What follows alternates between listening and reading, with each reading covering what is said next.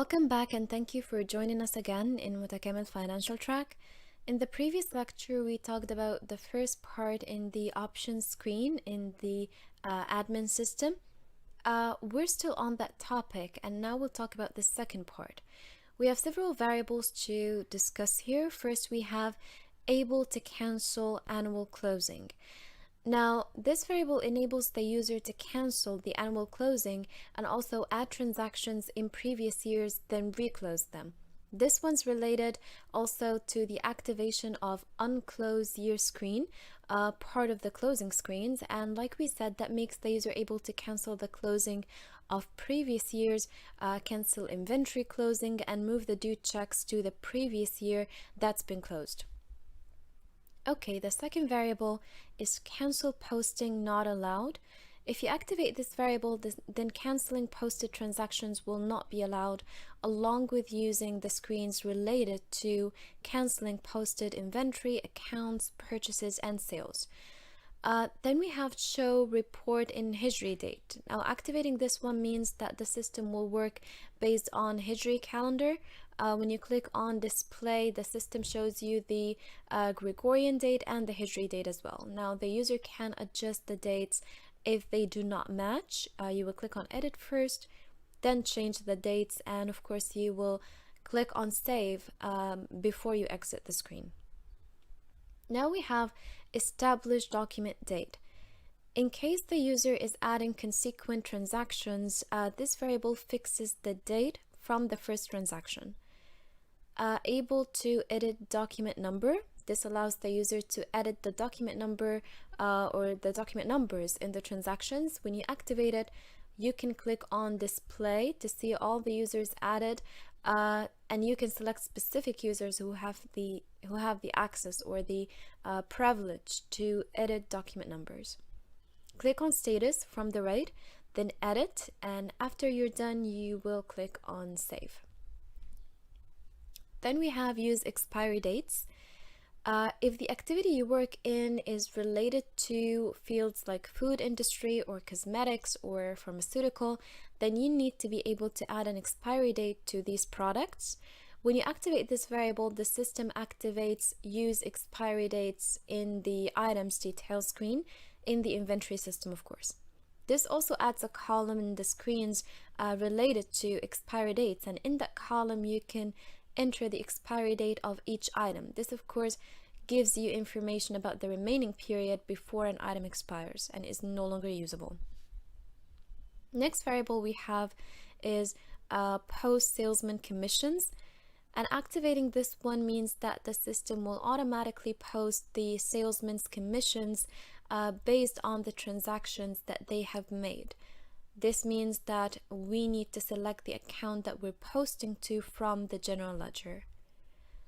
Then we have use weight system measurements, and activating this variable opens up the measurement unit screen in the inventory system. It adds weight and size to the unit code update screen in the setup for the inventory system. It also activates the fields related to the measurement units in the incoming sales and purchase screens. And if you work with items that need to be measured, then you will definitely need to activate this variable. So just to give you guys an example, we'll bring up the measurement screen before activating this variable. And I want you to see that we have no options here, but if you activate the variable and you check it again, you will find the measurement units have been added to the menu. All right, so now let's go back to the system admin screen to see the rest of the variables that we have. We have user stamp tax, and you can use this variable or activate it if it suits the law in your country. Now, if you activate it, it enables the stamp tax fields in the intermediate accounts screen, general ledger system as well, and in the sales invoices and the sales system. Next variable is gonna be use branch's current account for warehouse transfers, and this variable enables the user to add an interface account for the transactions that happen between the branches. you can determine that account in a field called branches account statement in the branches data screen. We also have activating SMS service, and this variable sends the users texts about the transactions made on their accounts. And activating this variable also opens up the screen SMS settings in System Admin. You can use that screen to set up the SMS service. User serial number. If you activate this one, the system will create serial numbers for the inventory items in the incoming and outgoing screens, sales as well. This means that the user will be able to view item reports based on their serial numbers. Now we'll move on to the next variable, add sales invoice after outgoing stock order. In case you activate this variable, the system will not issue a sales invoice except with a dispatch order.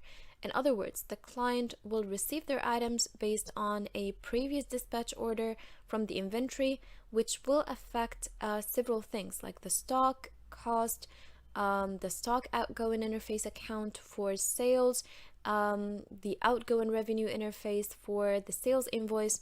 And after a client receives their items based on a dispatch order, the system allows you to create a sales invoice, and that consequently will affect several things like the customer's account revenues, while reversing the effect on things like the stock outgoing interface account for sales invoice and the revenue interface account for sales invoice. This makes a couple of changes in the system and adds a few fields like the intermediate account screen in the general ledger system, and also creating the dispatch order transaction in the outgoing order screen in the inventory system, which actually contains some data like selecting the customer you're going to dispatch this order to, and also selecting the outgoing type, which is going to be outgoing order before invoice. And to basically explain why we're choosing this outgoing type, this is actually going to be the only type available, and that is based on the activation of the variable add sales invoice after outgoing stock order.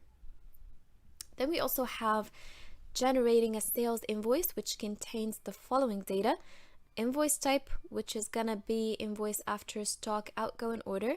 Then we enter the customer's order number in the field request, and of course that's in the sales invoice screen.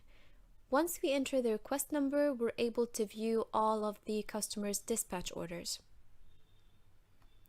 Alright, so now let's move on to the variable after that. We have the variable add sales invoice before outgoing stock order. And if you activate this one, the system lets the user, or it lets you create a sales invoice before the dispatch order, which means that the customer's account and the revenues account will both be affected. Then we will create the dispatch order based on the invoice, which of course will make changes to the quantities that we have in stock. To work based on this variable, the user first needs to create a sales invoice from the sales invoice screen, and this will include the customer and the invoice type, which in this case is going to be invoice before outgoing order, and that is based on the variable add sales invoice before outgoing stock order. The second thing that the user will need to do is to create a dispatch order from the outgoing order screen. And as we know that in the inventory system, which contains the outgoing order type stock outgoing order after sales invoice, use the items weight in the system. This variable, if you activate it, the system allows the user to deal with weighable items, and that's by basically adding the weight of each item from the items detail screen. This lets you see the weight per unit and the collective weight of the items in the transaction. Then we have deal with compound items in incoming and assembly from the available stock quantity.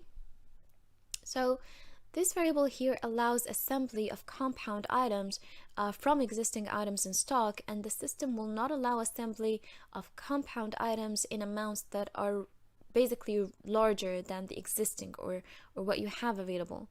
And it will also restore assembled items to the original components. Then we have active information audit, and the user can activate this variable if there's an auditing administration in their company, or even if you wanted to activate auditing on documents by viewing a report with all the transactions, whether a user added something or edited something or deleted something, and you'll also be able to see the user who made that action. Next, we have link with Sfda, and this links all of the systems or administrations together. And after you're done setting up the variables and the options suitable for the nature of your business, you will need to click on edit so that the changes you made can take place, then click on save. That's pretty much everything for today's lecture, so we're gonna wrap this up for today. Thank you so much for watching. Please don't forget to subscribe, share, follow us on Facebook and Instagram, and we will see you again in the upcoming lecture.